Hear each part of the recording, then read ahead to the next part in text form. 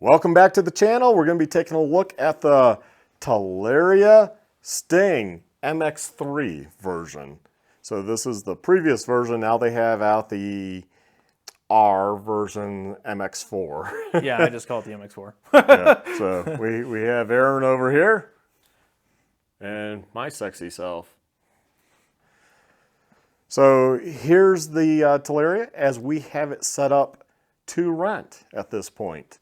So, and we have a guy booked for, what, 5 days? 7 days, actually. 7 days. Full week. Wow, full week. That's going to be awesome. And if you actually book right now, it's fairly cheap. Yeah, right now we're kind of in a little bit of a test phase. Right now we're renting through a website called Friend So we do get questions about why we rent through these third parties, and it's really because their insurance is set up for this stuff, and it's pretty low risk to us. So on this bike, we have the Warp 9 handlebars with the risers, and we have it on the uppermost, I guess, setting with all the, parts. And we have the Warp 9 racing steering stem. And we have the, what is it called? Like the dirty bike. Dirty bike, that's right. The dirty bike foot pegs, so pretty cool. And on the other side, go around here, we have the Warp 9 rotor guard, so that will make sure you don't ding the rotor and, just try to save you guys some cost on repairs when you rent. And the SXS skid plate. And what else for the electronics? So for the controller, we have the back 4000. So this one's pretty much amped all the way up. I believe it's tuned to 17 kilowatts right now. So that's, I think, about the max of what the controller is. It also depends on the settings, of course, and that comes with the Egg Rider display. Nothing super fancy there, but you can essentially put it in either eco or sport mode, turn it all the way up, whatever you want to do. Battery-wise, we're running the JW 57 amp hour battery. We'll pop this open just for looks, I guess. So I think JW is not so much a thing anymore.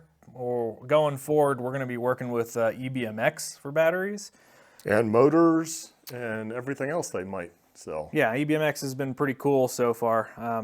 Haven't had a chance to try a lot of the stuff, but face-to-face company, they've been really nice to us. That goes a long way in my book. So far, though, this battery's been really good. It puts out great power. We haven't really been able to do a range test. We're not really in the riding season quite yet. Weather, snow, things that happen here. But otherwise, yeah, so this is a big battery. I think for the most part, you could expect to get 4 to 5 hours of riding, maybe 30 to 50 miles. People always want to say what range, it depends on how you're riding, how aggressive, how fast, what type of terrain. It's too many factors for us to really answer that question. We will soon enough, they're on order, have the dirt bike rims set up from Warp 9. So we'll have the 21-inch front, the 18-inch rear with a bigger sprocket. Yeah, I think we're going to do a 54, I think is what I ordered, if I remember. Yeah, 54. And we'll see how that goes. That should make it a little bit more like the dirt bikes because of the shorter wheelbase and the smaller tires. Some of the trails get kind of scary because the tires are pretty small. At least for us dirt guys, that's how it feels.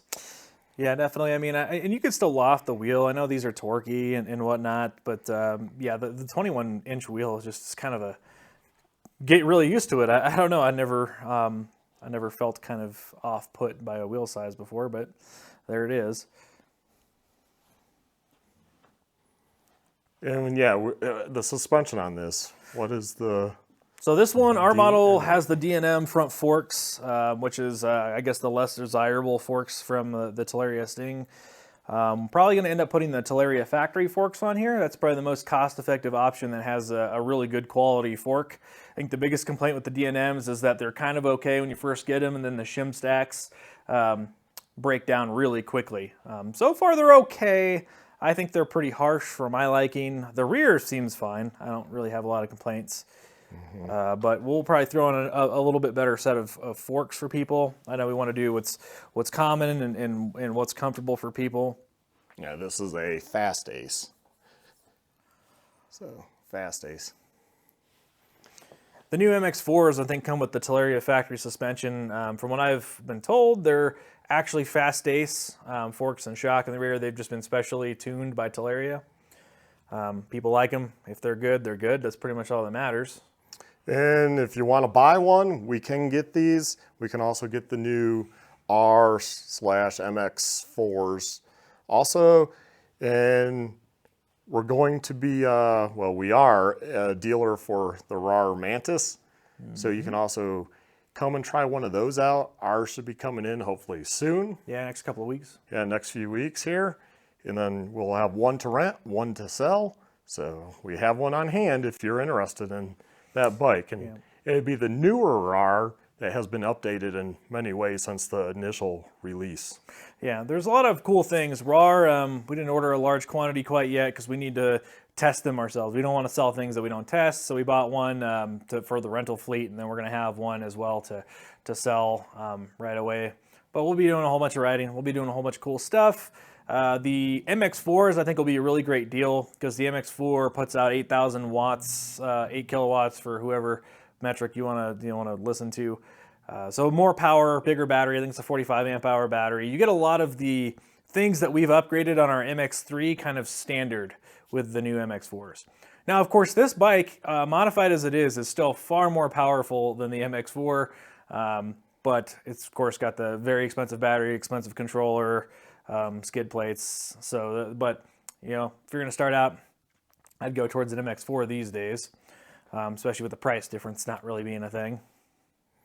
Yeah, I would agree. The MX4 would be the way to go because you're going to save a few bucks by getting the older platform, but maybe if you already had set that you're going to do a certain controller and battery and this and that, well, this platform has been out there, so they know what works. That's the one case where I'd recommend the MX3. A lot of the stuff that's out is known to fit this MX3. I'm sure not much has changed on the frame and everything, but if you want to balls to the walls, upgrade it kind of similar to what we're doing, the MX3 might be the way to go because you can get one for a few $100 cheaper. You can get all your controllers, batteries, and everything, and then it will be far superior to the MX4 anyways. So depends on what you really want to do with your bike. Yep. That's always a case-by-case thing there. Everyone wants their bike to be a little bit different, more personalized to their liking and their use. Oh yeah, and we're also going to be throwing on some Reflex Racing flag-style handguards that we have hanging on the wall over here. I'll show those. Right here. We just have them up here for now because we were just kind of showing off our slat wall and all the other some of the stuff we have. And if you're a Talaria guy looking for flag styles, these are pretty cool. They have a spring with a steel cable on the inside, so when these are mounted with their flag standing out there, they're very stiff. They still deflect stuff, and they bend back and forth without ripping anything off. So very cool design. Yeah, so come on in to A&M Moto Toys. We're at 481 CO-105, Monument, Colorado, 80132. And you can also find this particular bike right now on Friends With A, and you can find it through our website, ammmototoys.com. And yeah, here's the doggy. So, okay, you all take care, stay well, stay safe, my friends. Have a good one. Bye.